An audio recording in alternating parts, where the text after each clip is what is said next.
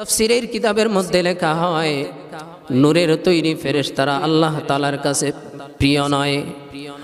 তারপরে আগুনের তৈরি জিন জাতীয় আল্লাহ তাআলার কাছে প্রিয় নয়। যত প্রিয় মাটির তৈরি মানুষ সবচেয়ে বেশি প্রিয়। একটা কথা বলতে হয়, আমরা অনেকে বলি আমাদের নবী নূরের তৈরি, এই তথ্যটা সম্পূর্ণ মিথ্যা। কেউ যদি এই কথা বিশ্বাস করে তার ঈমান চলে যাওয়ার আশঙ্কা রয়েছে, তার ঈমানই চলে যাবে, ইসলাম থেকে খারেজ হয়ে যাবে। কারণ আল্লাহ পাক রব্বুল আলামিন একাধিক আয়াতের মধ্যে বলেছেন, আমি মানুষকে বানাইয়াছি মাটি দ্বারা। আল্লাহ পাক রব্বুল আলামিন সূরাতুর রহমানের এক আয়াতে বলেন, খলাকাল ইনসানা মিন সালসালিন কাল ফাখখার ওয়া খলাকাল জান্না মিন মারিজিম মিন নার। আল্লাহ তাআলা বলেন, আমি আদমকে তৈরি করেছি শুকনো ঠনঠন মাটি দ্বারা। শুকনো মাটি দ্বারা আমি আদমকে তৈরি করেছি, আর জিন জাতিকে তৈরি করেছি আগুন দ্বারা। এমন অসংখ্য অগণিত প্রমাণ আছে। সুতরাং যারা বলে রাসূল মাটির তৈরি নয়, যারা বলে রাসূল মাটির তৈরি নয়, তারা এই আয়াতগুলিকে অস্বীকার করে। এই আয়াতগুলিকে অস্বীকার করার কারণে তারা কাফের হয়ে যায়। আলহামদুলিল্লাহি নাহমাদুহু ওয়া নাস্তাঈনুহু ওয়া নাস্তাগফিরুহু ওয়া নু'মিনু বিহি ওয়া নাতাওয়াক্কালু আলাইহি ونعوذ بالله من شرور أنفسنا ومن سيئات أعمالنا من يهده الله فلا مضل له ومن يضلله فلا هادي له ونشهد أن لا إله إلا الله وحده لا شريك له وأشهد أن محمدا عبده ورسوله أما بعد فأعوذ بالله من الشيطان الرجيم بسم الله الرحمن الرحيم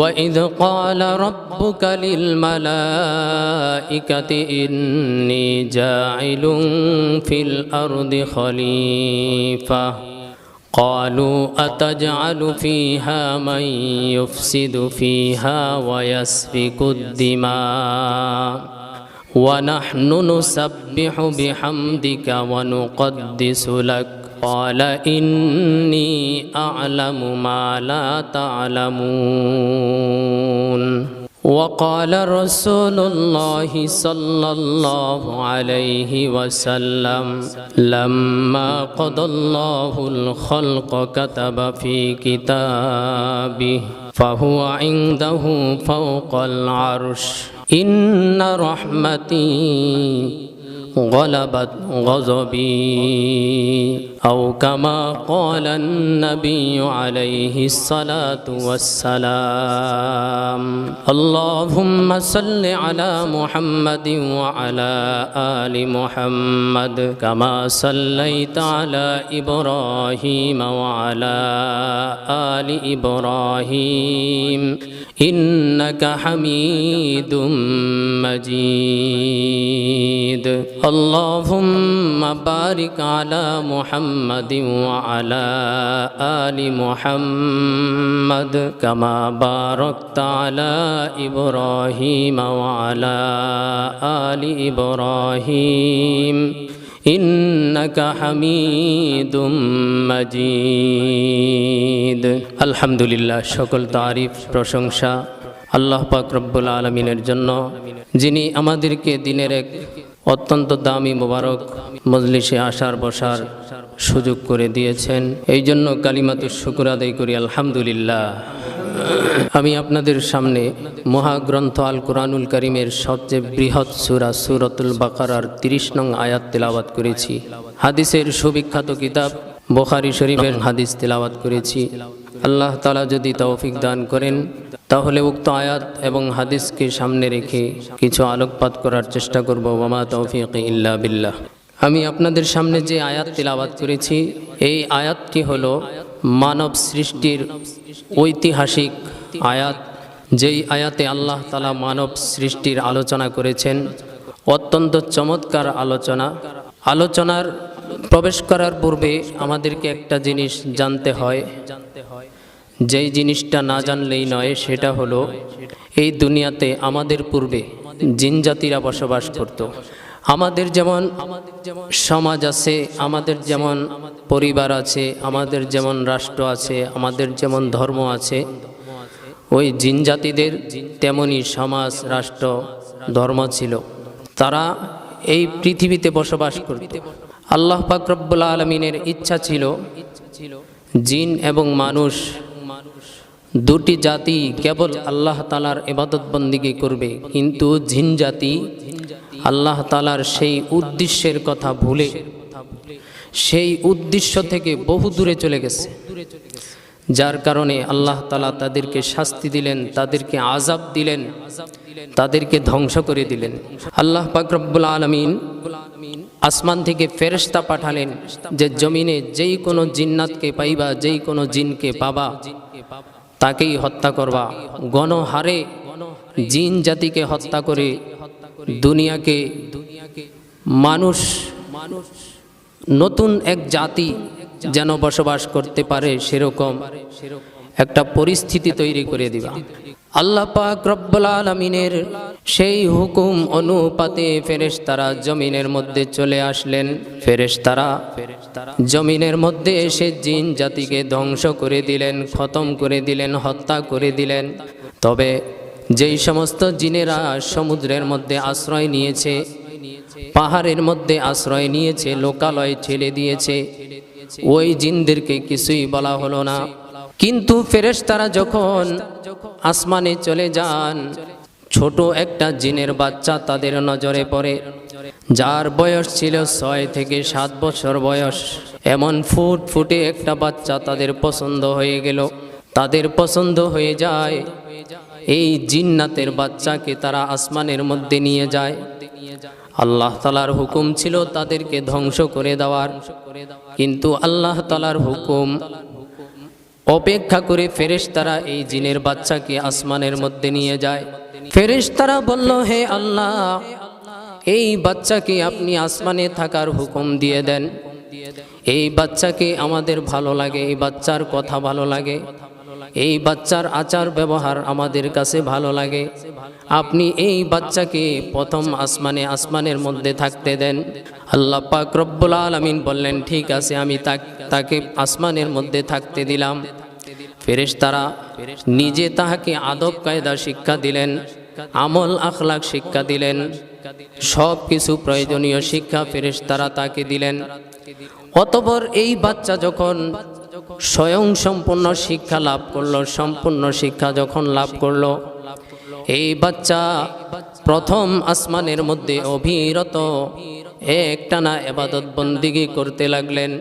অবিরত ইবাদত বন্দেগী করতে করতে 1000 বছর পর্যন্ত প্রথম আসমানে ইবাদত করলেন।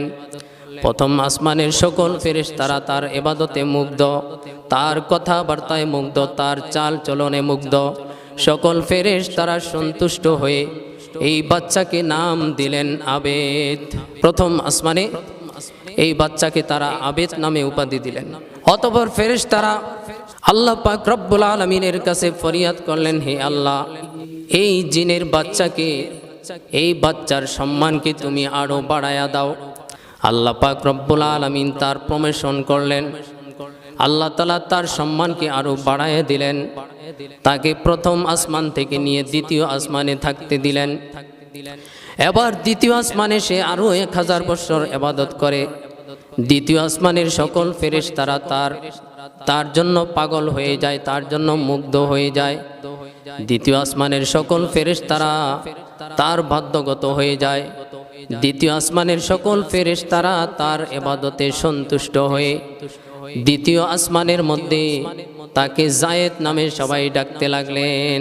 দ্বিতীয় আসমানে তাকে জায়েদ উপাধি দিলেন। অতঃপর ফেরেশতারা আল্লাহ পাক রব্বুল আলামিনকে আবার বললেন, এই বাচ্চার, এই জিন সন্তানের সম্মানকে তুমি আরো বৃদ্ধি করে দাও। আল্লাহ পাক রব্বুল আলামিন অতঃপর ফেরেশতাদের দরখাস্তকে মঞ্জুর করলেন। আল্লাহ পাক রব্বুল আলামিন তাকে তৃতীয় আসমানে নিয়ে গেলেন। তৃতীয় আসমানের মধ্যে সে আরো 1000 বছর ইবাদত করে। তৃতীয় আসমানের সকল ফেরেশতারা তার ইবাদতে মুগ্ধ হয়ে যায়। তৃতীয় আসমানের সকল ফেরেশতারা তার নাম দিলেন আরিফ। অতঃপর আল্লাহ পাক রব্বুল আলামিনের কাছে তৃতীয় আসমানের ফেরেশতারাও দরখাস্ত দিল, হে আল্লাহ, এই বালকের সম্মানকে তুমি আরো বাড়ায়া দাও। অতঃপর আল্লাহ পাক রব্বুল আলামিন তাকে চতুর্থ আসমানে নিয়ে গেলেন, চতুর্থ আসমানে থাকতে দিলেন। চতুর্থ আসমানের মধ্যে গিয়ে এই বালক আরো 1000 বছর পর্যন্ত ইবাদত বন্দেগী করে। চতুর্থ আসমানের সকল ফেরেশতাদের মন কেড়ে নেয়। সকল ফেরেশতারা তার বাধ্যগত হয়ে যায়। সকল ফেরেশতারা তার জন্য পাগল হয়ে যায়, মাতোয়ারা হয়ে যায়, দেওয়ানা হয়ে যায়। অতঃপর চতুর্থ আসমানের সকল ফেরেশতারা তার ইবাদতে সন্তুষ্ট হয়ে তাকে ওলি নামে ডাকতে লাগলেন। চতুর্থ আসমানে সে ওলি উপাধিতে ভূষিত হলো। অতঃপর চতুর্থ আসমানের ফেরেশতারা আল্লাহ তাআলার কাছে দরখাস্ত দিলেন, হে আল্লাহ, আপনি তার সম্মান আরো বাড়ায়া দেন, তাকে আরো ঊর্ধ্ব জগতে নিয়ে যান। আল্লাহ পাক রব্বুল আলামিন ফেরেশতাদের ফরিয়াদ কবুল করলেন। অতঃপর তাকে পঞ্চম আসমানে থাকতে দিলেন। সে পঞ্চম আসমানে গিয়ে আরো 1000 বছর ইবাদত করে। পঞ্চম আসমানের ফেরেশতারাও মুগ্ধ হয়ে গেল। পঞ্চম আসমানের ফেরেশতারা তাকে তকি নামে উপাধি দিল। তকি উপাধিতে তাকে ভূষিত করলো। তকি শব্দের অর্থ হলো পরহেজগার, মুত্তাকি। অতঃপর ফেরেশতারা দরখাস্ত দিল, হে আল্লাহ, আপনি তাকে আরো ঊর্ধ্ব জগতে নিয়ে যান। আল্লাহ পাক রব্বুল আলামিন তাকে ষষ্ঠ আসমানে নিয়ে গেলেন, ষষ্ঠ আসমানে থাকতে দিলেন। ষষ্ঠ আসমানের মধ্যে সে আরো 1000 বছর ইবাদত করে। ষষ্ঠ আসমানের সকল ফেরেশতাদের মনও সে জয় করে নেয়। ষষ্ঠ আসমানের ফেরেশতারা সন্তুষ্ট হয়ে তাকে উপাধি দিলেন খাজেন। খাজেন শব্দের অর্থ হলো আমানতদার। অতঃপর ষষ্ঠ আসমানের সকল ফেরেশতারা আল্লাহ পাক রব্বুল আলামিনের কাছে দরখাস্ত দিল, হে আল্লাহ, এই বালকের সম্মানকে তুমি আরো বাড়ায়া দাও। আল্লাহ পাক রব্বুল আলামিন অতঃপর ফেরেশতাদের দোয়া মঞ্জুর করলেন, ফেরেশতাদের ফরিয়াদ মঞ্জুর করলেন। আল্লাহ পাক রব্বুল আলামিন তাকে 7 আসমানের মধ্যে থাকতে দিলেন।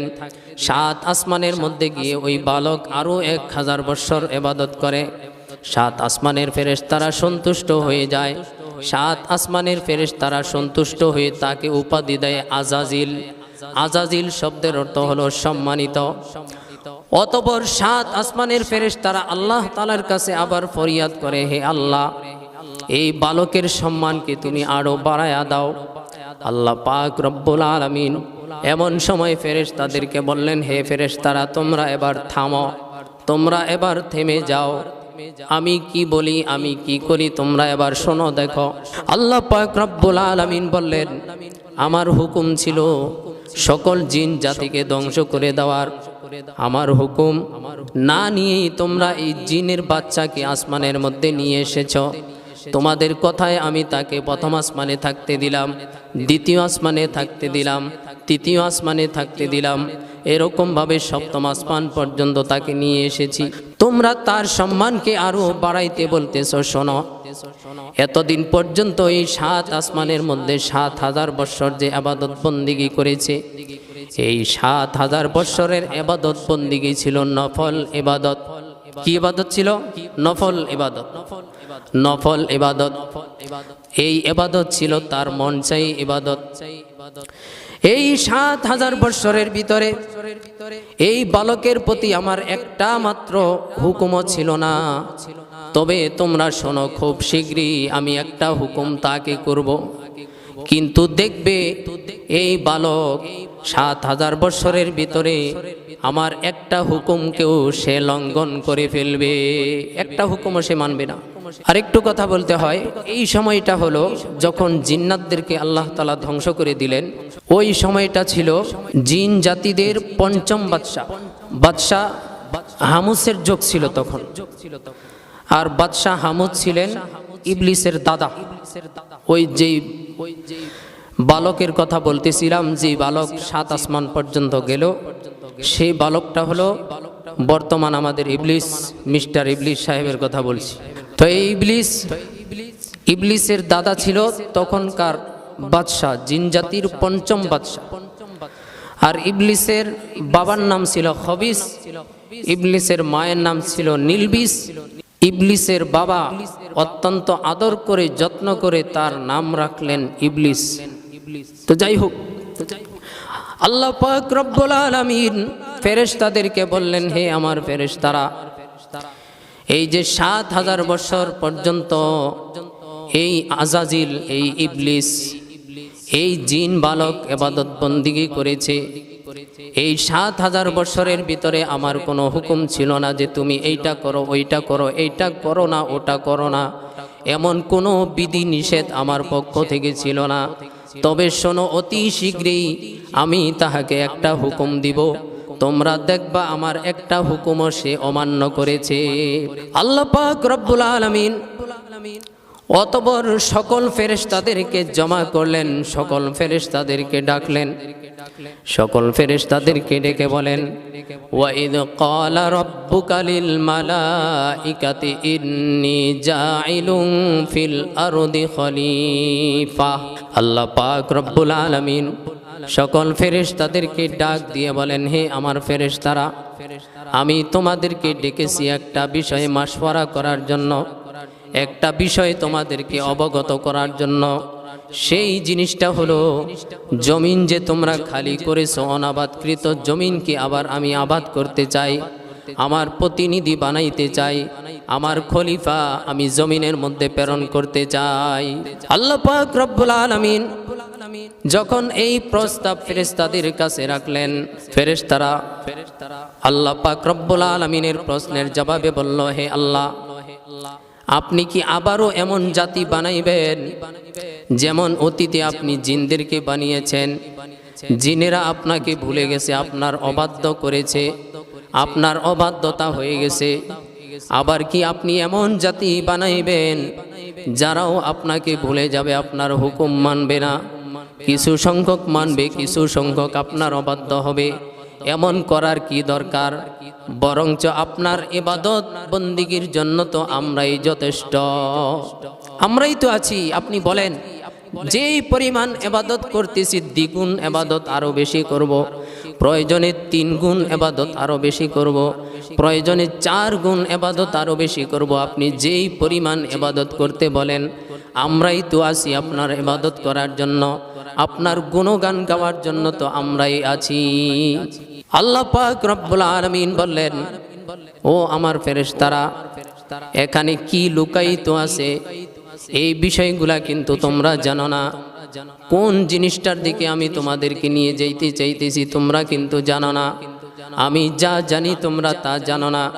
খুব শীঘ্রই তোমরা জানবে আমি নতুন জাতি কেন তৈরি করতে চাচ্ছি। আর ওই যে যার সান্নিধ্য তোমরা লাভ করতে চাইতেছ, যাকে পরতে পরতে সম্মান বাড়াই দিতে বলতেছ, ওই ইবলিস 7000 বছরের ভিতরে আমি মাত্র তাকে একটা হুকুম করব, নতুন জাতি যদি আমি তৈরি না করি তাহলে তাকে হুকুম আমি করতে পারবো না। আল্লাহ পাক রব্বুল আলামিন ওই মজলিস থেকেই জিবরাইল আমিনকে প্রেরণ করে দিলেন, হে জিবরাইল, আমি তোমাদেরকে সৃষ্টি করেছি নূর দ্বারা, আর জিনদেরকে সৃষ্টি করেছি আগুন দ্বারা।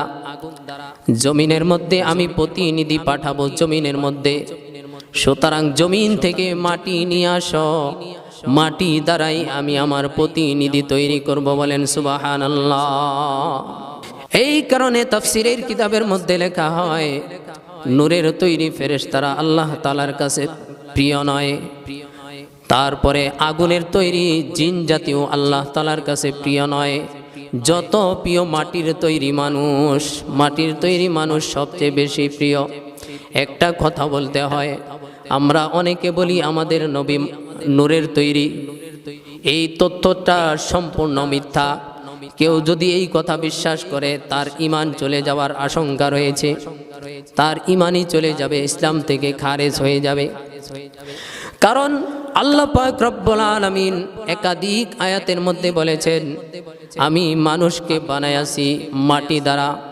আল্লাহ পাক রব্বুল আলামিন সূরাতুর রহমানের এক আয়াতে বলেন, খলাকাল ইনসানা মিন সালসালিন কাল ফাখখার ওয়া খলাকাল জান্না মিন মারিজিম মিন নার। আল্লাহ তাআলা বলেন, আমি আদমকে তৈরি করেছি শুকনো ঠনঠন মাটি দ্বারা, শুকনো মাটি দ্বারা আমি আদমকে তৈরি করেছি, আর জিন জাতিকে তৈরি করেছি আগুন দ্বারা। এমন অসংখ্য অগণিত প্রমাণ আছে। সুতরাং যারা বলে রাসূল মাটির তৈরি নয়, যারা বলে রাসূল মাটির তৈরি নয়, তারা এই আয়াতগুলিকে অস্বীকার করে। এই আয়াতগুলিকে অস্বীকার করার কারণে তারা কাফের হয়ে যায়। এই কারণে রাসূল নূরের তৈরি নয়, রাসূল মাটির তৈরি। এটা আমরা সবসময় খেয়াল রাখব।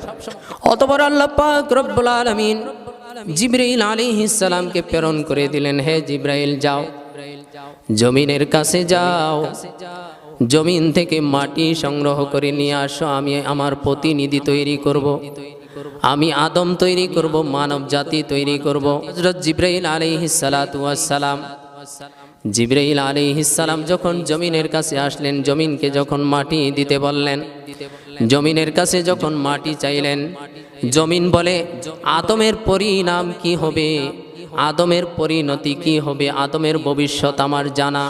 সুতরাং আদম বানাইবার জন্য মাটি আমি দিব না, আল্লাহর দোহাই লাগে তুমি চলে যাও। মাটি যখন আল্লাহর দোহাই দিয়ে নিষেধ করলো, জিবরাইল আলাইহিস সালাম মাটি না নিয়েই চলে আসলেন।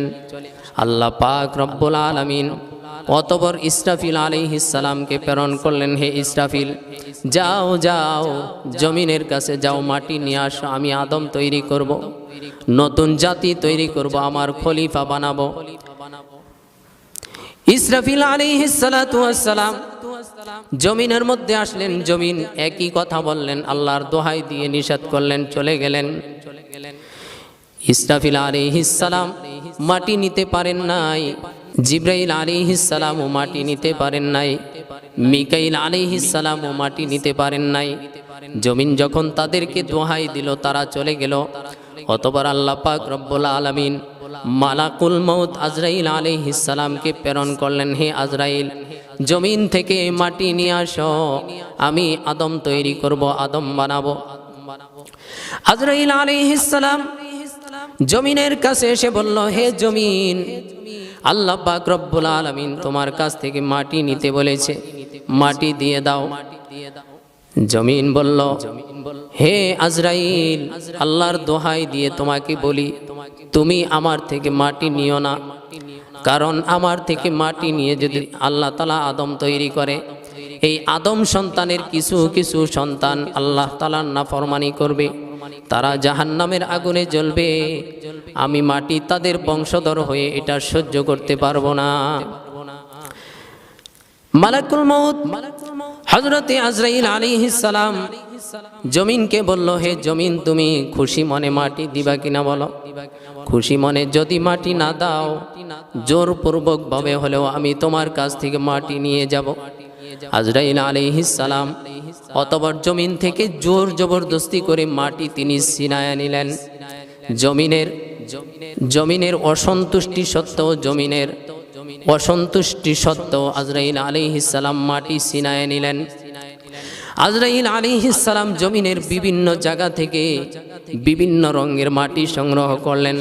কালো মাটি নিলেন, লাল মাটি সংগ্রহ করলেন, সাদা মাটি সংগ্রহ করলেন। এই কারণে আমরা দেখতে পাই মানুষরা বিভিন্ন আকৃতির হয়, কেউ সাদা হয়, কেউ কালো হয়, কেউ লাল হয়। এই মাটির ব্যবধানে, মাটির তফাতের কারণে এমনটা হয়। আল্লাহ পাক রব্বুল আলামিন যখন ফেরেশতাদেরকে বললেন তোমরা মাটি নিয়ে আসো, জিব্রাইল ফেরেশতা মাটি নিয়ে গেলেন আসমানের মধ্যে। আল্লাহ পাক রব্বুল আলামিন আজরাইল আলাইহিস সালামকে বললেন, হে আজরাইল, তুমি মাটি আনতে পেরেছো আদম তৈরি করার জন্য, তোমাকে আরেকটা দায়িত্ব দিচ্ছি, শোনো। আজরাইল বলে, কি দায়িত্ব? বলে, এই মানুষের প্রাণ হরণও কিন্তু তোমাকেই করতে হবে, মানুষের মৃত্যুবরণের কাজ তোমাকেই করতে হবে। আজরাইল মাটি আনতে পারে নাই, আমি আজরাইলকে এই দায়িত্ব দিতে পারি না। মিকাইল আনতে পারে নাই, মিকাইলকেও দায়িত্ব দিতে পারি না। ইসরাফিল আনতে পারে নাই, ইসরাফিলকেও দায়িত্ব দিতে পারি না। তুমি যেহেতু জোর জবরদস্তি করে মাটি থেকে মাটি নিয়ে এসেছো, জমিন থেকে মাটি নিয়ে এসেছো, আমি আল্লাহ বলে দিলাম এই দায়িত্ব তোমাকেই পালন করতে হবে। আজরাইল বলে, আল্লাহ, এই দায়িত্ব তুমি আমাকে দিও না, কারণ মানুষ আমাকে গালমন্দ করবে। আমি যার জান কবজ করব, তার সন্তানেরা আমাকে গালি দিয়ে বলবে, আজরাইল কত খারাপ, আমার বাবার জানটা কবজ করে নিয়েছে। সন্তানেরা বলবে, আজরাইল কত খারাপ, আমার মায়ের জানটা কবজ করে নিয়েছে। স্বামী বলবে, আজরাইল কত খারাপ, আমার স্ত্রীর জানটা কবজ করে নিয়ে গেছে। স্ত্রী বলবে, আজরাইল কত খারাপ, আমার স্বামীর জানটা কবজ করে নিয়ে গেছে। এই কারণে সবাই আমাকে গালি দিবে। হে আল্লাহ, এই দায়িত্ব আমি পালন করতে পারবো না। আল্লাহ পাক রব্বুল আলামিন বললেন, হে আজরাইল, চিন্তা করো না, চিন্তা করো না, জগতের একটা মানুষও তোমাকে দোষারোপ করবে না, তোমার নাম পর্যন্ত নিতে তারা ভুলে যাবে। কেউ বলবে না আজরাইল জান কবজ করেছে, আজরাইল মেরে ফেলছে। বরঞ্চ আমি প্রতিটি মানুষ মৃত্যুবরণ করার আগে এক একটা কারণ ঘটায়া দিব, এক একটা কারণ ঘটাবো। আর মানুষ বলবে, অমুক ব্যক্তি এই কারণে মারা গেছে, তমুক ব্যক্তি এই কারণে মারা গেছে। ঠিক কিনা বলেন? যেমন আমাদের সমাজে যারা জ্বর অবস্থায় মারা যায়, আমরা কিন্তু কেউ বলি না আজরাইল তার জান কবজ করেছে, আজরাইল অমুক ব্যক্তিকে হত্যা করেছে, অমুক ব্যক্তিকে মেরে ফেলেছে। বরঞ্চ আমরা বলি এই ব্যক্তি জ্বরে ভুগে মারা গেছে। যেমন একজন অ্যাক্সিডেন্ট করলো, আমরা কিন্তু বলি না আজরাইল তার জান কবজ করেছে, আজরাইল অমুক ব্যক্তিকে মেরে ফেলেছে। বরঞ্চ আমরা বলি অমুক ব্যক্তি অ্যাক্সিডেন্ট করে মারা গেছে। আল্লাহ পাক রব্বুল আলামিন বলেন, প্রতিটা মৃত্যুর পূর্বে আমি মৃত্যুর এক একটা কারণ দর্শায়া দিব, এক একটা কারণ ঘটায়া দিব। মানুষ ওই কারণকেই দোষারোপ করবে, তোমাকে দোষারোপ করবে না। অতঃপর আল্লাহ পাক রব্বুল আলামিন অনেক লম্বা চূড়া ইতিহাস, আদম আলাইহিস সালামকে তৈরি করলেন। আদম আলাইহিস সালামকে তৈরি করলেন, তখনও আল্লাহ তাআলা রূহ দেন নাই। আদম আলাইহিস সালামকে তৈরি করে আল্লাহ পাক রব্বুল আলামিন মক্কা এবং তায়েফের মাঝামাঝি জমিনের মধ্যে রেখে দিলেন। একদিন ইবলিস আসলেন, ওই যে দিকে করতে করতে ফেরেশতাদের মন জয় করতে করতে 7 আসমানে চলে গেলেন। আল্লাহ পাক রব্বুল আলামিন যার সম্মানকে 7 আসমান পর্যন্ত বাড়ায়া দিলেন। সকল ফেরেশতারা যার ইবাদত বন্দেগীতে মুগ্ধ হয়ে গেছে। ইবলিস একদিন আসলেন জমিনের মধ্যে আদমের দেহ মোবারক দেখতে, আদমের বডি দেখতে, যে আল্লাহ তাআলা কিভাবে মাটি দ্বারা খলিফা তৈরি করে। আদম আলাইহিস সালামের বডি, আদম আলাইহিস সালামের দেহ মোবারককে দেখে ইবলিস বলতেছে, এই ব্যক্তির উপর যদি আমাকে নেতৃত্ব দেওয়া হয় তাহলে আমি এই ব্যক্তিকে ধ্বংস করে ফেলব। অতঃপর আরেকটা কথা বললেন, এই ব্যক্তিকে আমাকে যদি এই ব্যক্তির অধীনস্থ করে দেওয়া হয়, আমি এই ব্যক্তির বশ্যতা স্বীকার করব না, আমি এই ব্যক্তির বিরোধিতা করব। অতঃপর ইবলিস আদম আলাইহিস সালামের ভিতরে প্রবেশ করলেন দেখার জন্য এটা কিভাবে আল্লাহ তাআলা বানাইতেছে। ভিতরে গিয়ে দেখেন অনেক গরম, অনেক অন্ধকার। শয়তান বিরক্ত বোধ করে আদম আলাইহিস সালামের নাভি বরাবর থুতু ফেললেন। তাফসীরের কিতাবের মধ্যে লেখা হয়, আদম আলাইহিস সালামের নাভি বরাবর যখন থুতু ফেললেন, আল্লাহ পাক রব্বুল আলামিন জিবরাইল আলাইহিস সালামকে প্রেরণ করে দিলেন, হে জিবরাইল, ওই দেখো যাকে তোমরা ওস্তাদ বানাইতে চাও, যার সান্নিধ্য তোমরা গ্রহণ করতে চাও, যাকে তোমরা কোনো আসমানে ওলি উপাধি দিয়েছ, যাকে তোমরা কোনো আসমানে মুত্তাকি তকি উপাধি দিয়েছ, যাকে তোমরা কোনো আসমানের মধ্যে আবেদ জায়েদ উপাধি দিয়েছ, দেখো তোমাদের আবেদ জায়েদ কি করে আমার খলিফার নাভি বরাবর থুতু ফেলেছে। তুমি দ্রুত জমিনের কাছে যাও, দ্রুত তুমি যাও আদম আলাইহিস সালামের দেহের কাছে যাও, যেই জায়গাটুকুর মধ্যে দুষ্ট ইবলিস, দুষ্ট শয়তান যেই জায়গার মধ্যে থুতু ফেলেছে, ওই জায়গার মাটিগুলাকে তুমি আলাদা করো, আলাদা করে তুমি অন্য একটা প্রাণী তৈরি করে দাও। জিবরাইল আলাইহিস সালাতু ওয়াস সালাম চলে আসলেন। জিবরাইল আলাইহিস সালাম এসে ওই মাটিগুলিকে আলাদা করলেন। আলাদা করার পরে তিনি কুকুর তৈরি করলেন। কুকুর, তো এই কারণে আমরা বলতে পারি কুকুর হলো শয়তানের বংশধর। আর এজন্যই হাদিসের মধ্যে নবী করিম সাল্লাল্লাহু আলাইহি ওয়াসাল্লাম কুকুর পালাকে নিষিদ্ধ ঘোষণা করেছেন।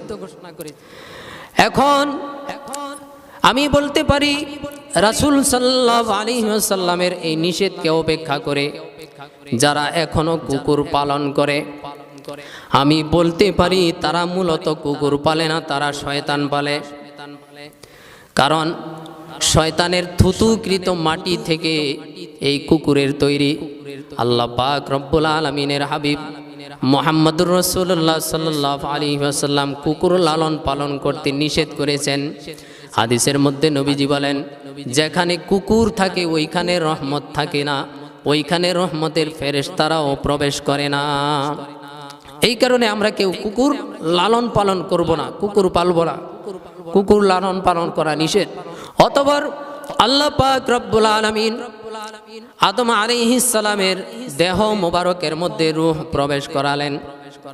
সকল ফেরেশতাদের সামনে আদম আলাইহিস সালামকে উপস্থাপন করলেন। আদম আলাইহিস সালাতু ওয়াস সালামকে আল্লাহ তাআলা নিজে শিক্ষা দিলেন। জগতের মধ্যে এমন কোনো ব্যক্তি নাই, এমন কোনো বনি আদম নাই যার সরাসরি উস্তাদ আল্লাহ তাআলা। একমাত্র ব্যক্তি আমাদের বাবা, আদি বাবা, আমাদের বাবা সাইয়্যিদিনা আদম আলাইহিস সালাতু ওয়াস সালামের সরাসরি উস্তাদ হলেন আল্লাহ তাআলা। আল্লাহ পাক রব্বুল আলামিন আদম আলাইহিস সালামকে ফেরেশতাদের সামনে উপস্থাপন করে বললেন, হে আদম, আমি তোমাকে যা কিছু শিক্ষা দিয়েছি তুমি তা কিছু পাঠ করো, তুমি ফেরেশতাদেরকে পাঠ করে শোনায়া দাও। আল্লাহ পাক রব্বুল আলামিন কুরআনুল কারীমের মধ্যে বলেন, আদম আলাইহিস সালাতু ওয়াস সালাম আমার সকল সৃষ্টির নাম শোনায়া দিয়েছে।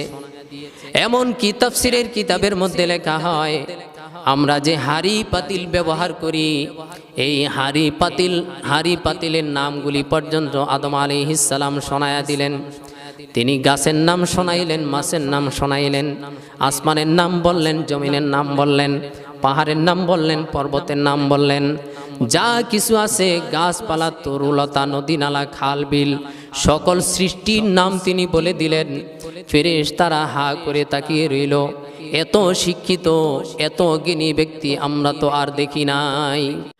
এবার আল্লাহ পাক রব্বুল আলামিন ফেরেশতাদেরকে বললেন, তোমরা এইসব বস্তুর নাম বলো। ফেরেশতারা বলল, হে আল্লাহ, যতটুকু জ্ঞান তুমি আমাদেরকে শিক্ষা দিয়েছো এর বাহিরে আমাদের জ্ঞান নাই, আমরা এগুলির নাম জানি না।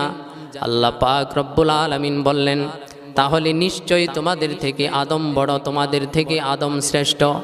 আল্লাহ পাক রব্বুল আলামিন সঙ্গে সঙ্গে বলে দিলেন, হে আমার ফেরেশতারা, তোমরা আদমের সম্মানে, আদম যেহেতু বড়, আদম যেহেতু আলেম, আদমের সম্মানে তোমরা আদমকে সিজদা করো।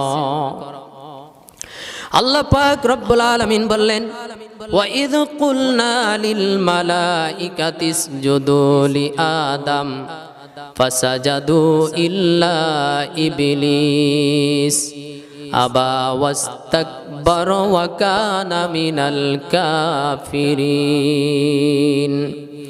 আল্লাহ পাক রব্বুল আলামিন বলেন, আমি যখন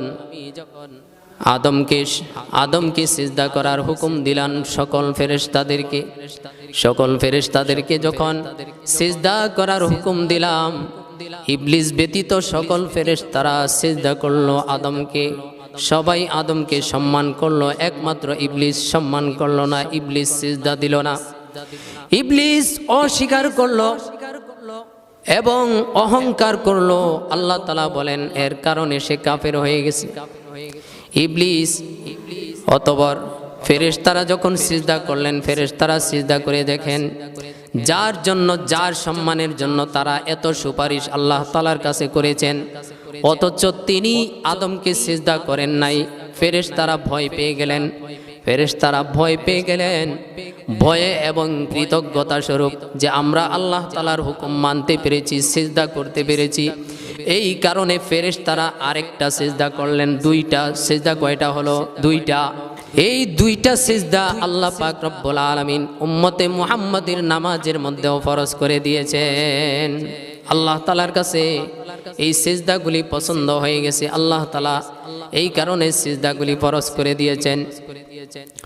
বন্ধুরা আমার, সময় অল্প। আরেকটা শুকনো বিষয় যেটা না বললেই নয়, অনেকে দলিল দেয় আদমকে যদি সিজদা করতে পারি, পীরকে কেন সিজদা করতে পারবো না? আদমকে যদি সিজদা করতে পারি, বাবাকে কেন সিজদা করতে পারবো না? আরে ভাই, আদম আলাইহিস সালাতু ওয়াস সালামের শরীয়তের বিধান উম্মতে মুহাম্মাদের বিধানের সাথে মিলবে না। আগের শরীয়ত পরের শরীয়তের সাথে মিলে না। আদম আলাইহিস সালাতু ওয়াস সালামের শরীয়তের মধ্যে ছিল ভাই তার বোনকে বিবাহ করত। আপনি যদি আদম আলাইহিস সালামের শরীয়তকে মেনে আপনি যদি আপনার পীর বাবাকে সিজদা করেন, তাহলে আমি বলবো আদমের শরীয়ত অনুযায়ী আপনি আপনার বোনকে বিবাহ করেন। বলেন নাউজুবিল্লাহ। তো এটা সম্ভব নয়। আল্লাহ পাক রব্বুল আলামিন এই সিজদাটা কেবলমাত্র আদম আলাইহিস সালামের জন্য জায়েজ করেছেন। অতঃপর আল্লাহ তাআলা আমাদের রাসূলের শরীয়তের মধ্যে এই তাজিমি সিজদা, সম্মানী সিজদাকে হারাম করে দিয়েছেন। কিয়ামত পর্যন্ত আল্লাহ ছাড়া আর কাউকে সিজদা করা যাবে না। সিজদা একমাত্র আল্লাহ তাআলাকে করতে হবে। সিজদা পাওয়ার যোগ্য একমাত্র আল্লাহ তাআলা। আল্লাহ তাআলা, আল্লাহ ব্যতীত আর কাউকে সিজদা করা যায় না।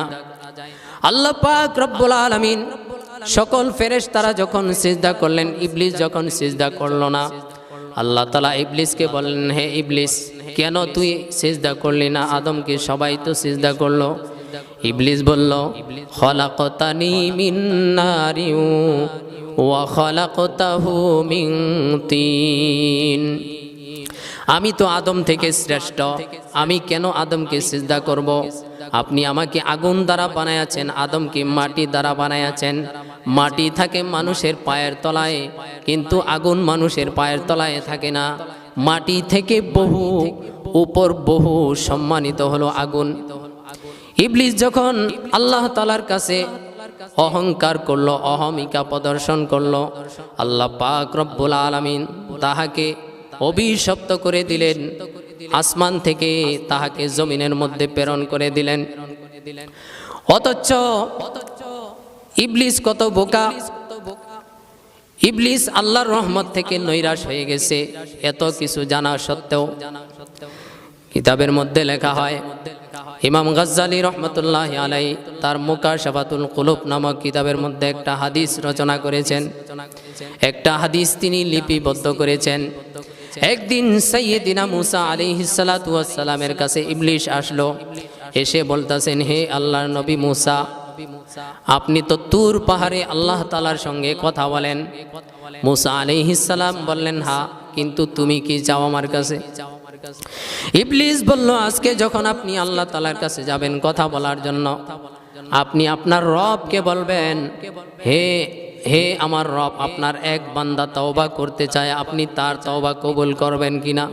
মুসা আলাইহিস সালাতু ওয়াস সালাম শয়তানকে বলল, কে তওবা করতে চায়? শয়তান বলল, আমি নিজেই তওবা করতে চাই। মুসা আলাইহিস সালাম সীমাহীন খুশি হয়ে গেলেন। শয়তান যদি তওবা করে ফেলে, আর মানুষ শয়তানি করবে না, শয়তানি করতে পারবে না, মানুষ আল্লাহর নাফরমানি করবে না, মানুষ জাহান্নামী হবে না। মুসা আলাইহিস সালাম সীমাহীন আনন্দ হলেন। মুসা আলাইহিস সালাম দৌড়ায়া তুর পাহাড়ে গেলেন। আল্লাহ তাআলাকে গিয়ে বললেন, হে আল্লাহ, তোমার এক বান্দা তওবা করতে চায়, তুমি তওবা কবুল করবা নাকি? আল্লাহ বললেন, হ্যাঁ, আমি তো সবার তওবাই কবুল করি। আল্লাহ তাআলা সব কিছু জানা সত্ত্বেও মুসা আলাইহিস সালামকে বললেন, হে মুসা, কে তওবা করবে? মুসা আলাইহিস সালাম বললেন, ইবলিস শয়তান তওবা করতে চায়, আমাকে বলেছে আপনাকে জিজ্ঞাসা করতে আপনি তার তওবা কবুল করবেন কিনা।